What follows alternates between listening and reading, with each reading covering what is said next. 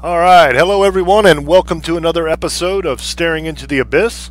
I am your host, horror author James Hershey Jr., and with me, as always, is my co-host, old boy James Ash. How you doing, brother?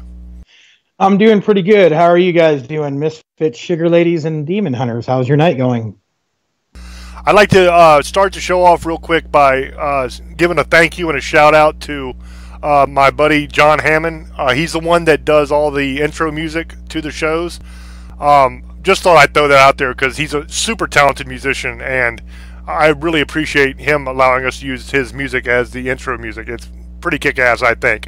Now, on tonight's episode, this is a fun one because this is one of those episodes where we're going to jump into a subject and we're going to try to figure out if what we're talking about is actually real or if it's complete and total BS. You know, fun BS, granted, but total BS.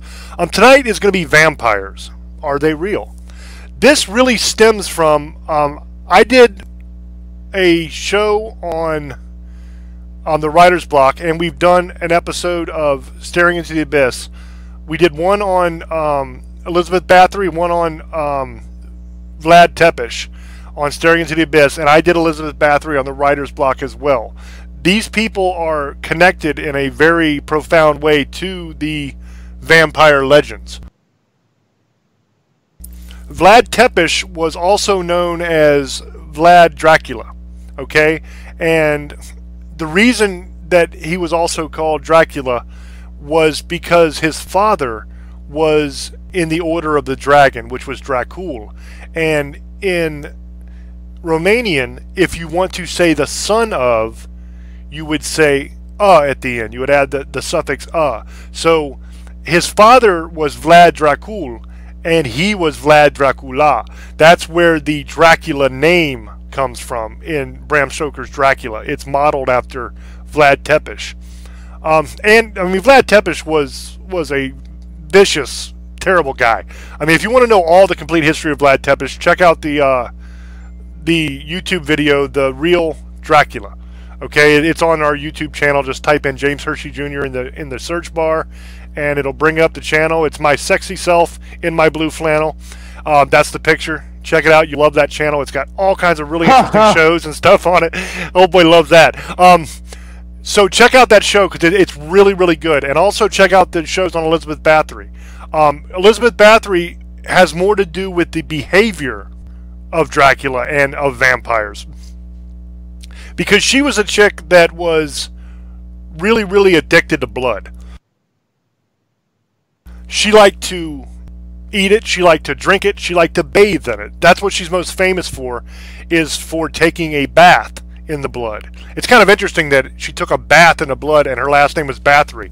Makes me wonder if that's where the term taking a bath comes from. You know what I mean? It might be. I'll have to actually look that up and I'll tell you on a future episode. But the behavior of the fictional vampire character in Bram Stoker's Dracula, and pretty much all vampire characters in movies and books since, a lot of that is modeled after Elizabeth Bathory and the things that she did, because she was a real sick lady. She used to not only murder, but she would torture the hell out of people. I mean, she would make them go outside naked, these young ladies, in the middle of winter, and she would dump water over top of them until they froze to death and became like little ice statues. She would put them in cages, and she would have these blades that would come into the cage and just shred the body up, and she would stand naked underneath of it and take a blood shower. Okay, she took the baths in the blood like everybody talks about. She also drank the blood of her victims in these beautiful crystal wine glasses, and she would also eat the flesh of her victims. I mean, bite it right off of you while you're alive. Vlad Tepes also consumed blood. He did so usually by dipping his bread in blood and eating the bread. That was his favorite way to do it. But those are some of the influences for the fictional vampire legend. Now, there is legends of the vampires that go back before that. There's legends of the vampires in a lot of the lore that are a completely different creature from what you see when you watch, Lost Boys or Twilight or Interview with the Vampire or any one of 1,000 other movies. Now these people, I guess you could call them people because they were at one time, these creatures were completely different. They weren't beautiful, sophisticated aristocrats that would seduce women with their amazing looks and personalities, and then take them and just seductively bite their neck, all that crap, okay? That's not what the original vampires in lore were. The original vampires in lore actually resembled more closely zombies in a way, because they were undead creatures that had come back to life, and they fed on the blood of the living. And it scared the hell out of people back in the Middle Ages and before. It got to the point it was so bad to where almost anything that went wrong in the villages or the area was blamed on vampires at one time. And so if their crops continued to fail, if a plague came through and some kind of sickness they didn't understand and was killing people, they would either blame it on vampires or witchcraft or both. And what they would do is if they had somebody that just recently died, then they would go to the grave site and they would dig that person up and exhume the body, open up the casket, and check the body out. Now, some of the things they considered to be signs that the person was indeed a vampire and not just a dead person laying in a coffin were that the fingernails continued to grow after death and the hair continued to grow. They saw that as a sign that this person was truly dead, that this person was undead. And in order to remedy the fact that they were undead, they drove a stake through the heart of the dead person, and then they decapitated the body, and then they burned it. Okay, that was the way that they tried to ensure that the quote-unquote vampire couldn't come back to life again and continue doing whatever devious behavior it was that they were attributing to that undead vampire person. Like I said, whether it was some kind of sickness or the crops failing or just a bout of really, really bad luck, whatever, they would always look for some supernatural cause of that. And the funny thing about that is they found a lot of dead people that had hair that still grew and fingernails that still grew, and sometimes they would even have blood coming out of their mouth a little bit in their nose. And they would say, hey, look, there's the blood too. I mean, this guy's a vampire. He's drinking blood. It's obvious. And so they would go about the process of disposing of the vampire that I had just described. The thing is, though, scientifically we know now that after you die, some of those bodily processes continue to happen.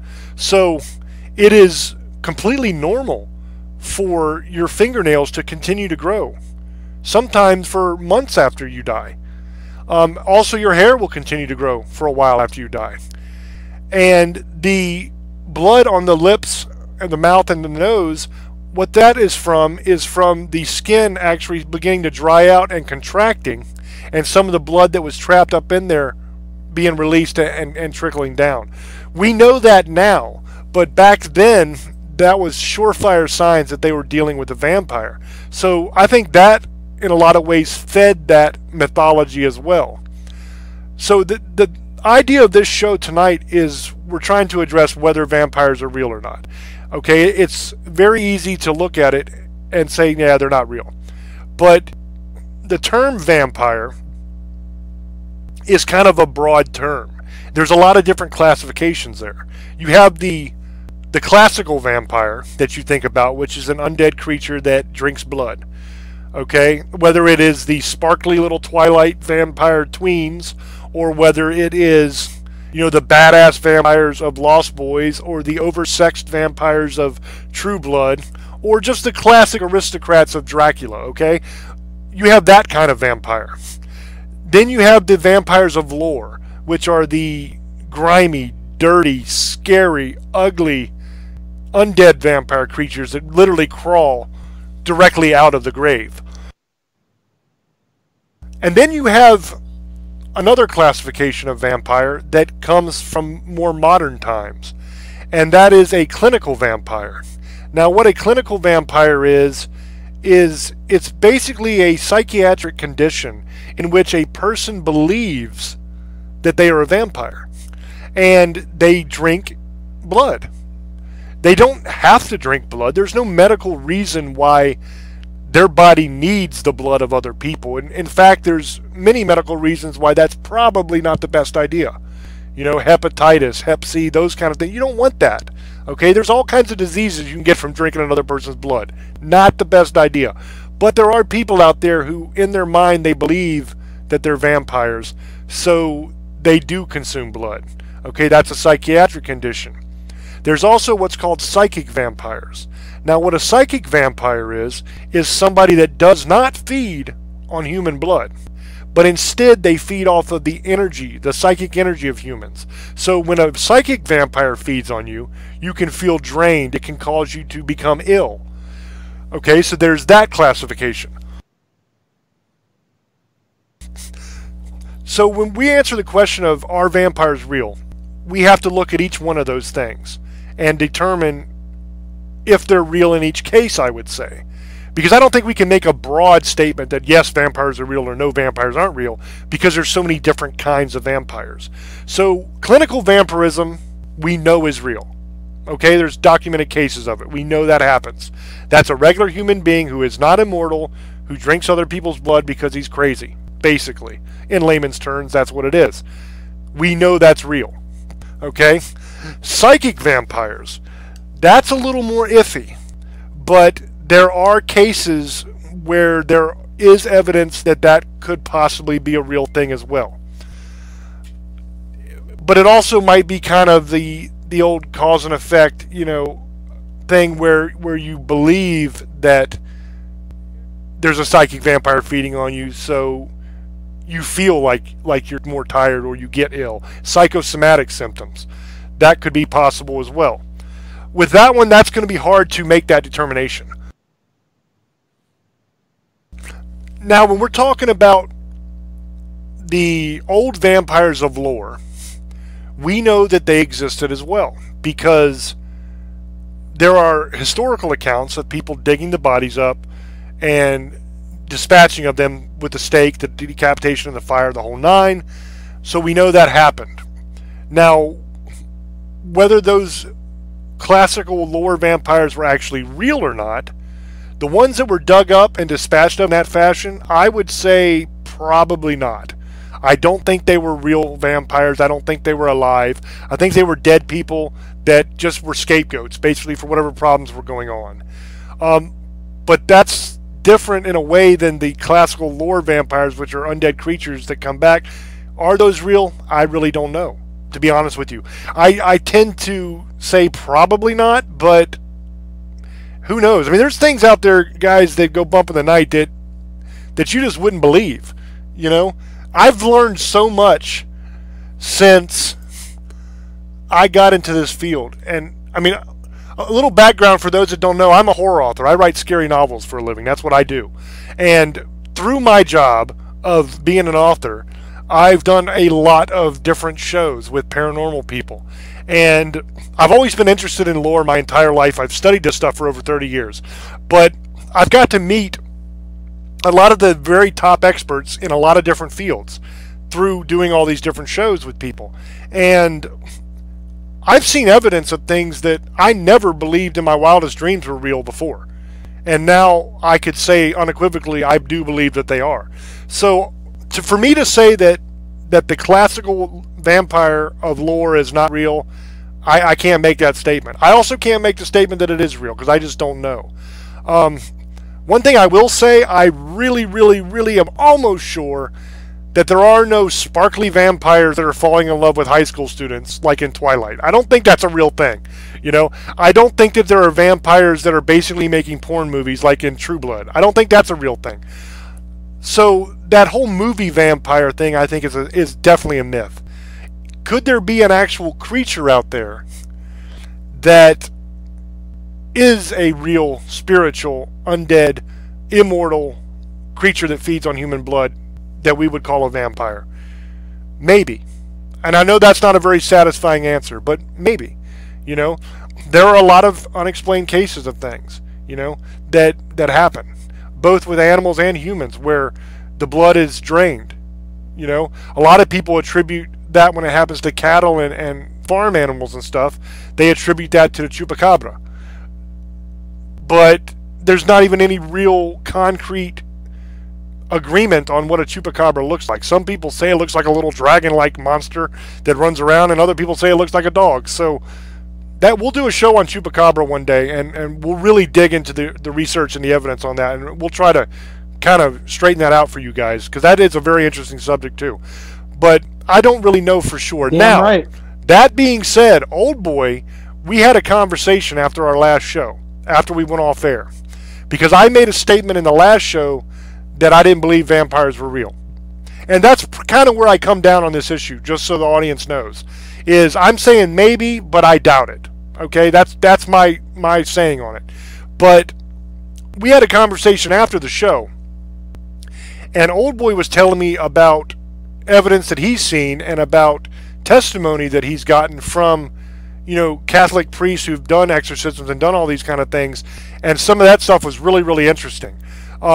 So he I think has a different opinion than me, and I'm going to give way to him now on the show, and I want him to share this kind of stuff with me and with the audience, because I think it's worthwhile, and I think it's really, really interesting. So go ahead, old boy, and take it. Thank you, brother. Here's what I've been told, and this is, you guys got to realize, this goes back to what I used to be involved in. See, what I also didn't tell James when I first started, I hanged out with vampires. Suppose the ones that not like real ones, but you got to remember there's actually 7. There's another class of vampires, American vampires. Those are the ones who dress up like vampires, get the teeth done, actually drink blood. It's not a condition, and they actually believe they're vampires. There's a couple people actually I know are like this. I've met them, and I actually were involved in some of this stuff back when I was younger. As crazy as it gets. I have had a person that was it was actually a Baptist church, that was in the choir, tell me that vampires existed. Because there's stuff that the church doesn't tell you. And I don't know if you ever heard Coast to Coast. I used to listen to it. It used to be Art Bell, but now it's George Norney. Is that how you say his name, James? I forget how to say his damn name, but I'm not sure, I'm brother. horrible with names. But I listened to this guy on Art Bell, and it was Father, okay, no big deal, Father Malachi. And he was known by the paranormal community and everybody, and some people thought he was crazy. The church, he was a Catholic priest, but the church didn't recognize him because he brought out the church's stuff that they're hiding, like exorcisms. He was famous for that. He even had Christian preachers and Jewish rabbis with him. And there was a guy who was Irish. He was Irish or had that accent. He was Christian, but he would talk how he was I think he was his sidekick or something. But Father Malachi said vampires exist, and they're not what you think. They're more of the Nosferatu vampire. Have you ever seen the original 1920, I think at 21 somewhere? Or they're very devious creatures, and what they're supposed to be is a demon that takes over a dead body. And this is a whole new way of looking at vampires. They said the demon takes over the body, and that's why it goes after blood, because it's against God. The whole thing with the cross, and they'll burn by the sun, that's the reason why they drink blood, is because blood's supposed to be sacred. So what's the most thing you can do to offend God? Well, just like the Dracula movie, Brad Stoker's Dracula, he drank blood. That was a defiance to God. So that's why he said that he killed them, but it wasn't the way you think. And it was real interesting story. And then my friend I never even thought he would think that way, told me that vampires existed, and then it was pretty much the same thing he told me. And then there's a story I showed James a couple weeks ago about this guy in Romania that was supposedly a real vampire, a real case of it, ran around killing people, and they finally got him. And when they opened the casket, he had blood on his teeth, and he screamed when they put a stake through him, and it didn't kill him, so they had to cut off his head. And they said when they cut his head off, he screamed. So, I mean, there's so many stories of vampires. Like Brad Stoker, I think, is based off of a vampire story. It's Elizabeth Bathory is also, I think that's some of it too. But that's a clinical case of a wannabe vampire, somebody who thought she was a vampire and just liked to drink blood. And there's an argument she could have been a cannibal too. But there's so many stories of vampires where now the Twilight crap was to sell movies and get people to, older women who, what's the crazy thing was lusting over Jacob without his shirt off. He was 17 years old, 18, and all these older women were in love with him. And Edward, that was a big joke. That was to sell books. Vampires don't sparkle. If vampires are real, you're not going to want them by you at all because they're not going to sparkle. They're going to bite your fucking head off. Sorry, language. But they're going to bite your head off. So if you ever seen that movie 30 Days and 30 Nights, I think that's what it's called. I don't know. Have you ever seen that movie with the vampires in Alaska, or I think it's South Dakota or something in the middle of the wintertime? I believe I have, yeah. If you've seen that movie, and they also made a comic book of it, that's how a vampire really is. It doesn't go and just be buddies with you. It wants to kill you. It just doesn't care. It just kills you like a savage beast. If they exist, I don't gonna say here and say that they don't exist or they do. I have an open mind on everything. It's not impossible. It says in the Bible, the devil can do whatever he wants and be whoever he wants and portray to be anything he wants. So you never know. I mean, if you believe in God and you believe in the angels, the devil supposedly has his army too, and it could be anything. He's got the power. So I don't know. And there's just other stories like there's this one in London, I forget his name. It's a giant 7-foot vampire, the something gate vampire in London. If I could find it, I forgot about that story. But they claim there's a 7-foot something giant vampire that's been haunting that cemetery for about 100, 200 years. So, I mean, it's a very interesting thing. I've always been intrigued. I mean, vampires are very sexual and I think that's why a lot of people are attracted to the vampires, the whole living forever, like Interview with a Vampire that shows you how you died and you come back to life and you can see the darkness and see things in the dark better than you could see. It's like cat eyes, basically. But like I'm saying, it's such a lore to that. That's why I think people love vampires. And it's probably going to always last forever because it's so popular. Dracula, Bela Lugosi played that character so well. When he died, he got buried alive. Buried in that suit he had. So, he was buried as Dracula. I think I won't say it's impossible. Questionable, yes. Impossible, no. I believe there's cases of vampirism that with regular people who think they're vampire, I think they're sick or they just want to be something. The whole lore of living forever, a lot of people like that. They want to live forever. They're scared to die. So, that's why I think there's a lot of, people go that route and think they exist. And it would be a very awesome thing to be a vampire. Some people think it, you be with whoever you want. You won't get sick, getting bit. It's kind of funny. A lot of people don't like to die, but yet they want to be bitten by a vampire. And they think it's all, the way Hollywood made it all sexual and stuff like that. I think that's what's funny about it because you don't want to get bit by a vampire. It isn't going to be what you think. But, that's why it lures to a lot of women like, just like the style of vampires. They just look awesome. I'm a big Lost Boy fan, one of my favorite movies. And I just always liked that story. And I've always been a fan of Interview with a Vampire, Brad Stoker's Dracula. Here's the funny thing about this. People are going to probably fall over. I'm not a big fan of Bela Lugosi. I didn't really care for Dracula. I don't hate it. It was a great movie, but I just is boring. People are, oh my God, James, you said that? I'm a horror. Because I got one of the biggest horror groups in the world, horror movie Evil Ash, but I actually like Nosferatu better, and that's because it portrays a vampire what it really is. And then there's another story I used to get told about Cain and Abel, and how Cain killed Abel. And then Cain ended up, they got the whole comic book, they made a video game of Cain being a vampire because of, the whole Lilith thing, because supposedly Lilith existed and didn't want to be under a man. So the story about that. That's another story we could talk about as Lilith. That's a crazy one too. But pretty much there's so much you could do with vampires. I could sit here all day and talk about it. Just to the stories and movies they make. But I'll let James have it from now. So I'm. Thank you, brother. We'll go on from there. That point of vampires being a demon that takes over a dead body. That's an amazing, amazing concept. That concept is so good that it actually is kind of moving me from being a no, they don't exist, back onto the fence where I might even jump over to the yes side. I mean, because that is a real possibility there.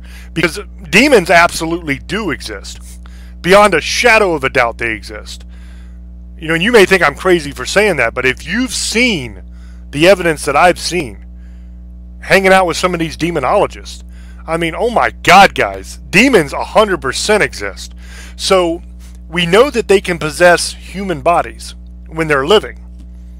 So I don't think it's a real stretch of the imagination to think that they could possess a dead body. I mean, why couldn't they?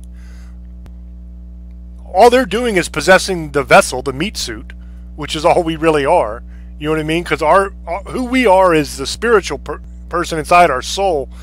That's not our body. You know what I mean? Our body is just kind of the suit that we put on and to walk around this world. So that's what a demon possesses. When a demon possesses you, it doesn't possess your soul. It possesses your body. It takes over your body, basically. And you're just kind of trapped. So if you're not there anymore, seems to me that it would be even easier for a demon to take it over, right? I mean, that makes sense. So I think that the whole idea that vampires could actually be demons that have taken over dead bodies, and maybe they feast on blood because that's the way to keep the body fresh or something. You know what I mean? Maybe through ingesting the blood, they can somehow make the blood work for the body like it does when you're alive. I don't know. I haven't thought about that part yet, but there's got to be something to that, because the blood is what keeps you alive. It pumps the oxygen through you, the nutrients through you. So there's got to be something there. But that makes me think, yeah, if that's the case, if vampires are actually demons that have taken over a dead body, then I would say, yeah, vampires do exist. I mean, I'm willing to make that leap, because I've heard so many stories from some of these guys in the field that do this for a living. Stories that would turn your hair white, because like that movie The Exorcist, that was based on an actual case that happened. You know what I mean? It didn't happen to a little girl, it actually happened to a little boy, but it was based on a real case. And there's so many of those cases that the Catholic Church deals with. And that's just the Catholic Church that does that. Okay? When you're looking at all the other demon possession cases, the Catholic Church is not the only people that deal with exorcisms. They're the only people that we recognize in this country, as people that deal with exorcisms. But you have, all kinds of different voodoo priests and witch doctors of all sorts of different denominations and religions that deal with this issue. So it's not just a Catholic thing, it's a worldwide phenomenon of demons. And I've seen video evidence, I've heard audio evidence, and I absolutely think that demons exist 100%. And they can possess a body, and they can cause you to do insane things to yourself, and really hurt yourself, and they can cause you to kill other people and kill yourself. So I don't think it's that much of a stretch, man. I think that is a very, very good point and good idea, and I didn't ever consider that would be a possibility as something that would be happening. You know what I mean? But now that it's been brought up and I think about it, I think that's very, very possible. And I think that makes me into a yes. So we have a yes on clinical vampirism. We know that's real. Yes. We have a yes on the classical lore of vampires, as far as being an undead creature, because we're saying that could be demons. So that we're a yes there. So psychic vampirism, there are documented cases of it. It's a little more difficult to prove concretely, but there are documented cases. So I'm going to be a yes there. No. So we got.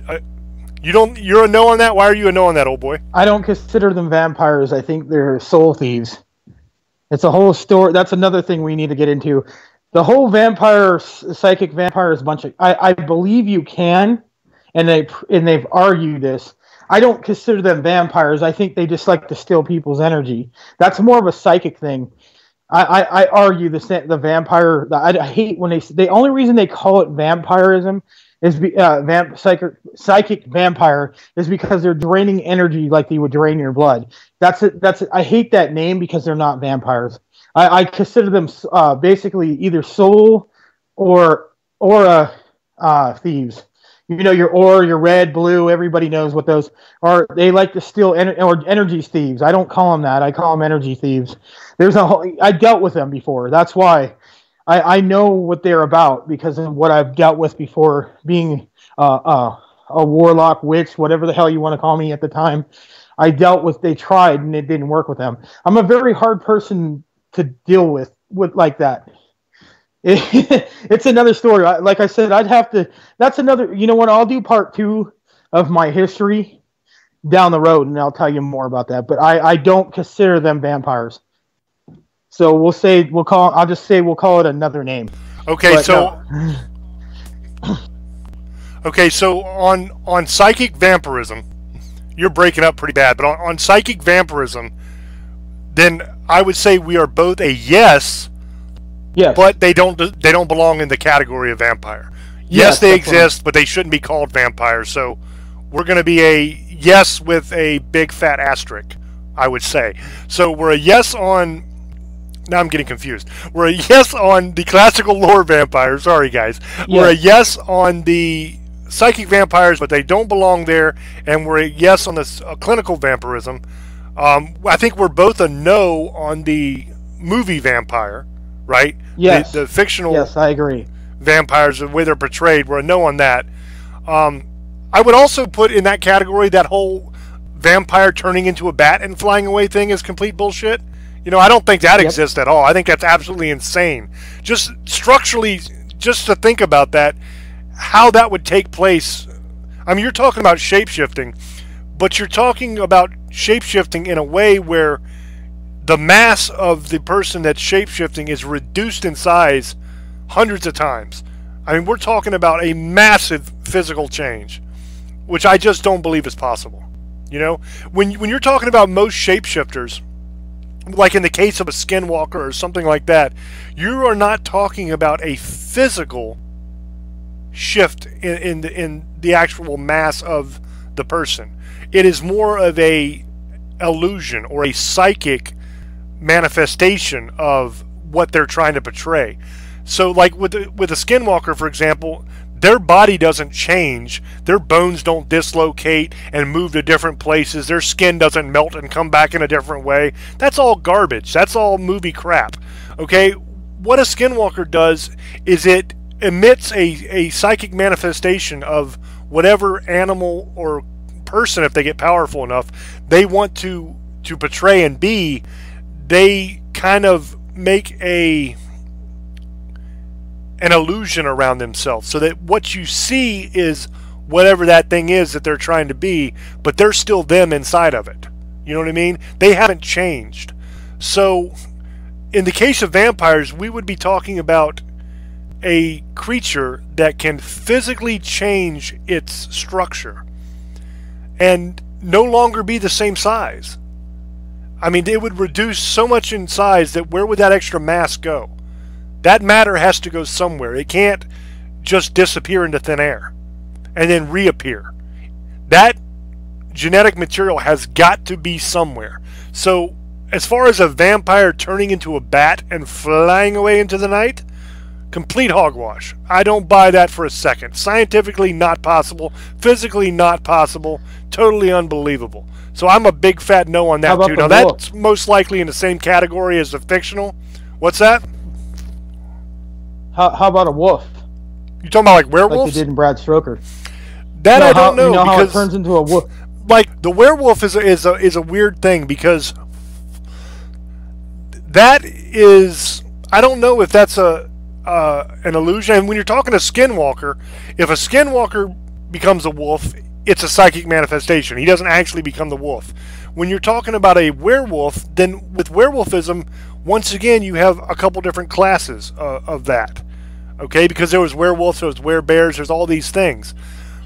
In the classical lore, they can be explained away as being a creature that is like a hybrid, so to speak. It's a wolf, but it's Yep. larger than a normal wolf, and it has a lot of the characteristics of a man. In the classical lore, it's not so much about the human being walking around in the city during the day and all of a sudden the moon comes out. Oh my God, I got to get into a dark alley so I can change into a werewolf. That's not what it started out as. You know what I mean? That's what it's evolved to. There are stories in some of the lore, some of the later lore, of where on the full moon they turn into a wolf and stuff like that. But I think that's kind of like that old game of telephone. I think you had something that was based in a nugget of truth, and it has grown over the years. You know what I mean? Now, if they could become a wolf, in that case, you're still not talking about that radical of a change. They're still roughly the same shape. Okay, they're still man-shaped as a werewolf, and they are still roughly the same size as they were before. You know, not a whole lot has changed. They've grown claws, they've grown teeth, they've grown hair, all outward things that could happen. You know what I mean? Now, there would have to be some kind of real funky, magic-y kind of stuff going on to make it happen really quickly like that. Not quite sure what that would entail. But it's not completely out of the realm of possibility that it could happen if there was some kind of mechanism making it happen inside the body. But you're not talking about, in the case of a werewolf, you're not talking about a man shrinking down to the size of a bat. You see what I'm saying? They're still roughly the same shape, roughly the same size. There are little cosmetic changes, but there's not gigantic structural changes. You know? So I will actually, I'll tell you what I'll do for you and for the audience. I will get with some experts and I will learn the answer to that question. Because I have a general understanding of the werewolf. I'm not an expert in the werewolf. But I do know people who know a hell of a lot about it. So I will do the research. I will get with the experts. I will talk to them. And I will ask those questions. And then we'll find out. And down the line, we will actually do a show on werewolves where we can talk about that. Because I don't want to talk out of my ass. You know what I mean?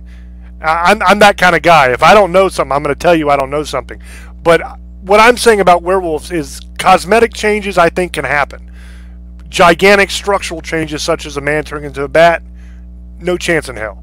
I just do not believe that for one moment.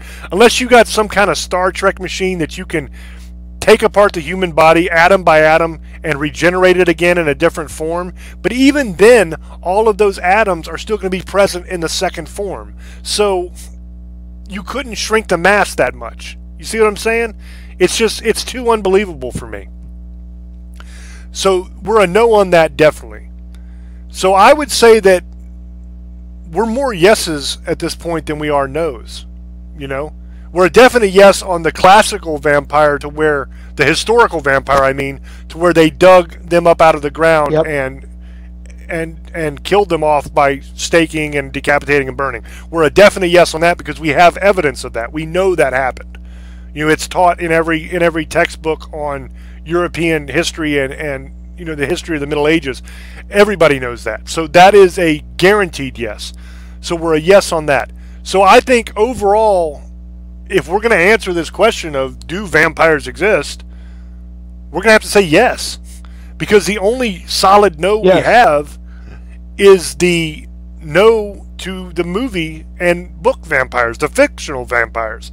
And right there in that name, fictional vampires, tells you it's fictional. It's made up, it's make-believe, it's not real. You know what I mean? So, just in the title we know. So I think in every case to where we're really wondering, are these things real, we're a yes. You know, and that's actually, old boy, it's actually surprising to me, bro. I did not expect this result, because I came into this show, honestly, and if you guys heard last week's show, you'll know I'm telling you the truth. I came into this show saying, no, they're not real. You know, it's a great story. There is lore, but it's not a real thing. You know what I mean? Yes, there are cases where people dug them up. Yes, you know, you have the clinical vampirism, the psychic vampirism. Yes, those things exist, but they're not a real vampire. And I was a no overall on the question. I think now I'm a yes. And the reason is because of that whole demon thing, man. That was such a good point, and something that honestly I had never in my life considered. You know, that being a vampire. And that completely actually fits the classical lore of the vampire, and which is really the question that I'm trying to answer here. I mean, we're answering all of them, but that's the one that really interests me the most, because that's the real creature that we're talking about here. The rest of it is just offshoots of that, that's based on that. You know what I mean? That's the real deal. And to me, the whole idea of a demon possessing a dead body makes that lore vampire a very, very real possibility in my mind. I can actually see a way that that could be possible and could happen now. So that moves me from a no to a yes. Because I'm a guy, and I'm like this with like aliens and with, you know, Bigfoot and all these things. I'm a guy that believes very strongly in eyewitness testimony. Now, you may say, you're out of your damn mind, James. How can you possibly say that? Because if you have a crime that takes place and you have 5 people that tell you what they saw happen, most likely you're going to get 5 different stories. Okay, and that's true. Because people see things different ways, they remember things different ways, and they exaggerate things a lot. That's the honest to God truth. But in cases of like Sasquatch and aliens, you're talking about hundreds of thousands of eyewitness testimonies. And they have a lot of details in common. Now, those details in common can be explained away possibly at this point in time as being, well, those things are the things that everybody says, so when you're going to tell a story that you saw a Bigfoot, you're going to say these things. That makes sense, but in the beginning they weren't said all the time, and they all matched. So that lends credibility in my mind. And some of these people that see these things are reputable people. You know, we're talking police officers, we're talking about, you know, Congress people, we're talking about former presidents of the United States and former high-ranking government officials in Canada and Russia. I mean, we're talking about people that are not crackpots that have come out on those issues. So I believe in expert, I believe in eyewitness testimonies, I believe in physical evidence I can see, and I also put a lot of stock in old lore, you know, because with a lot of these things, guys, a lot of these cryptozoological animals, we did not believe that they existed, and then we find them in real life, and then we have to change our minds. That happened with the coelacanth. The coelacanth was a prehistoric creature, sea creature, that scientists believed went extinct millions of years ago, until one washed up on the shore of Madagascar. I believe it was in the 70s. I think that's when it happened. It washed up, and they said, well, I guess he's not extinct. I guess he's real. I guess he still exists. The giant squid is another example of that. That was something that at one time people thought was just legend. It wasn't real. And then one washed up dead. And then they found one when they were doing a deep sea dive in an underwater sub. They actually filmed a giant squid. So we've seen one dead, we've seen one alive. So we know they exist now. But they were a mythical creature that was supposedly a fairy tale that did not exist. The silverback gorilla was the same way. We did not believe that actually existed. It was supposedly just a legend. It was in the lore of the native peoples of the Congo. And we thought, yeah, that's not real. Those people are dumb. They're superstitious idiots who don't know what science is. That's what they always say. But then time after time, science is proven wrong. That's the scary thought, is that these people think they know everything, and they discount everything that doesn't match what they think. And time again, they're proven wrong. You know? So I put stock in the old lore, because the old lore is there for a reason. You know? That is how they recorded knowledge back then. And if you're dealing with creatures that have supernatural abilities that are dangerous creatures, you're going to want to pass that knowledge on. So you're going to create a library, so to speak, of knowledge to be passed on and shared with each other. That's what the old lore is, you know? And I put a lot of stock in that. Now, I'm not saying every single creature that has lore is real, because most likely they're not. There are some that are just completely fanciful and absolutely insane to even think might be real, but then again, they thought that about other things, you know what I mean? And they were wrong. So who am I to say that anything is completely not real? Because it's very hard, pretty much impossible really, to prove a negative. You know what I mean? That's the problem. It's hard to prove that something doesn't exist. It's easy to prove it exists, because all you have to do to prove that something exists is produce one. You know what I mean? Either in a picture or film or some kind of physical evidence of the thing that, you know, even hair sample that we can get DNA off of. We can say, okay, that's DNA that we don't have on record, so something exists, something's there. You know what I mean? It's easy to prove something exists. It's very, very difficult to prove that it doesn't.